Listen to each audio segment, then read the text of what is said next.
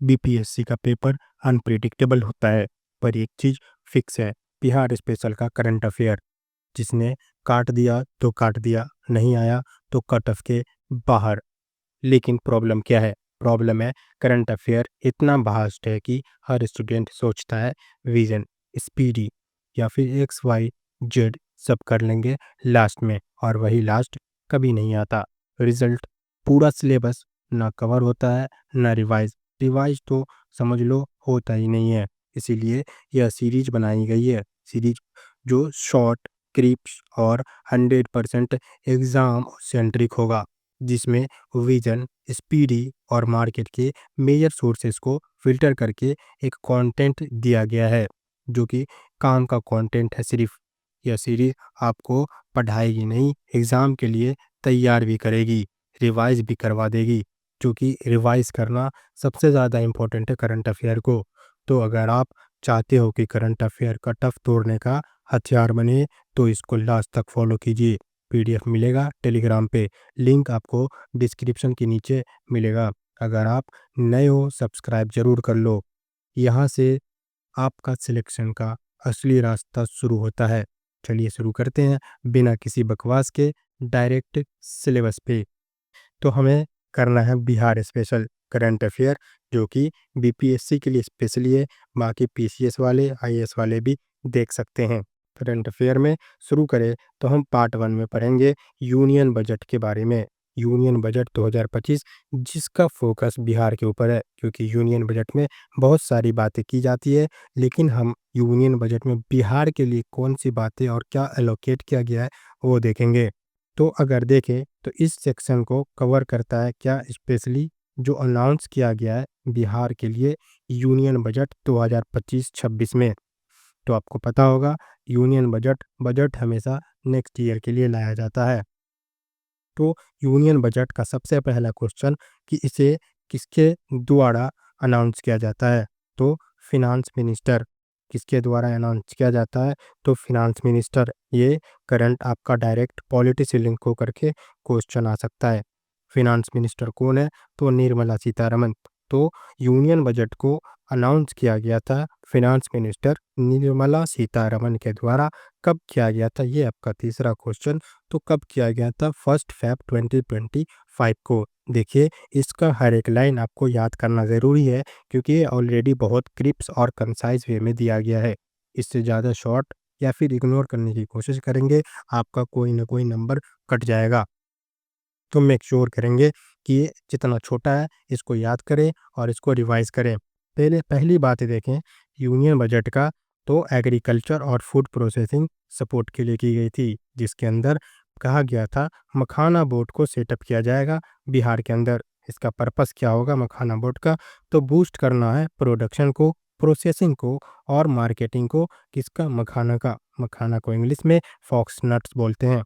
ये पर्पस जो है मखाना बोर्ड को इस्टेब्लिश करने का, वो क्यों इम्पोर्टेंट है, तो ये क्या करेगा, बिहार के जो टॉप प्रोड्यूसर ऑफ मखाना है।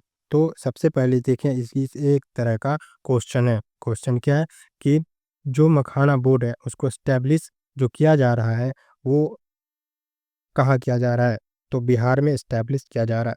दूसरा देखें तो मखाना जो है अपने आप में कौन सा स्टेट सबसे ज़्यादा प्रोड्यूस करता है, तो मखाना को सबसे ज़्यादा प्रोड्यूस करता है बिहार।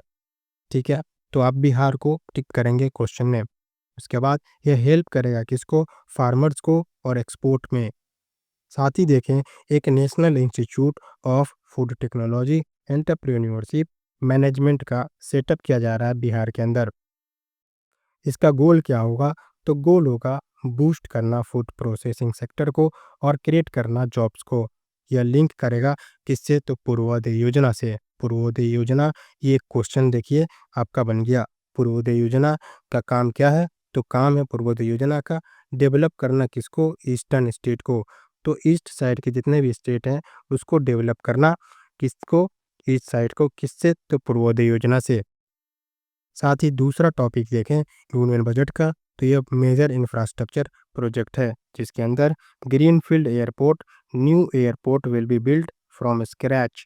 ग्रीनफील्ड का मतलब होता है जो चीज़ बना है उसको एकदम शुरू से बनाना, स्क्रैच से बनाना।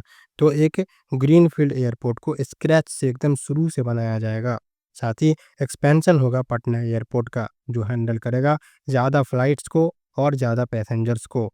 और ब्रॉन्डफील्ड एयरपोर्ट एट बिहता, जैसा कि मैंने कहा, ग्रीनफ़ील्ड को पूरा स्क्रैच से बनाया जाता है, लेकिन ब्राउनफ़ील्ड में अपग्रेड किया जाता है।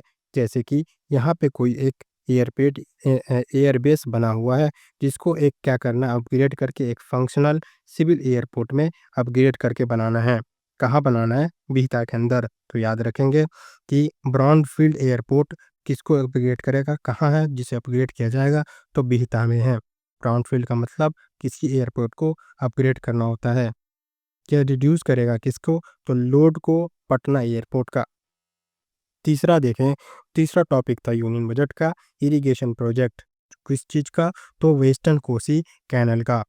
गवर्नमेंट ने सपोर्ट दिया किसको? वेस्टर्न कोसी कैनाल प्रोजेक्ट को। जिसके अंदर ये इम्पैक्ट किस पे डालेगा? तो ये इरिगेट करेगा 50,000 हेक्टेयर लैंड को मिथिलांचल रीजन के अंदर। जो क्या करेगा, ऑटोमेटिकली अगर इरिगेशन अच्छी होगी, सिंचाई अच्छी होगी, तो बूस्ट करेगा वो एग्रीकल्चर प्रोडक्टिविटी को। और साथ ही फ्लड प्रोन एरिया में, जहाँ पे बहुत ज़्यादा फ्लड आते हैं, उस जगह पे एग्रीकल्चर को बूस्ट करेगा। कितने हेक्टेयर में? तो ये याद रखेंगे कि 50,000 हेक्टेयर में दिया गया है। और कौन से रीजन को? तो मिथिलांचल रीजन को। आईआईटी पटना के बारे में देखें, तो आईआईटी पटना गेट्स एक्सपेंशन।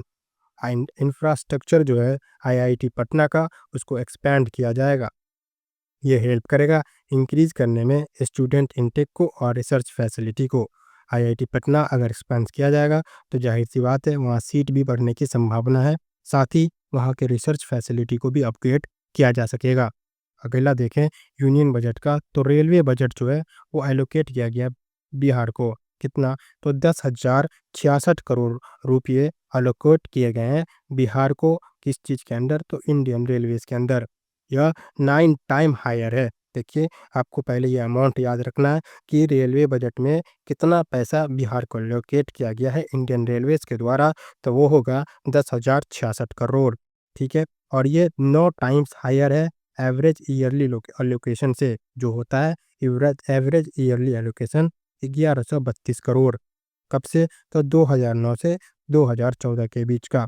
तो कितना टाइम्स हायर है? तो 9 टाइम्स हायर है। यह शोज़ करता है, क्या दिखाता है? तो प्रायोरिटी बिहार के इन टर्म्स ऑफ ट्रांसपोर्ट और कनेक्टिविटी। और आज अगर न्यूज़ आप देखते होंगे, तो आपको पता होगा ये दिखने को शुरू हो गया है। दूसरा टॉपिक है हमारा बिहार का इकोनॉमिक सर्वे 2025 2024 एंड 25।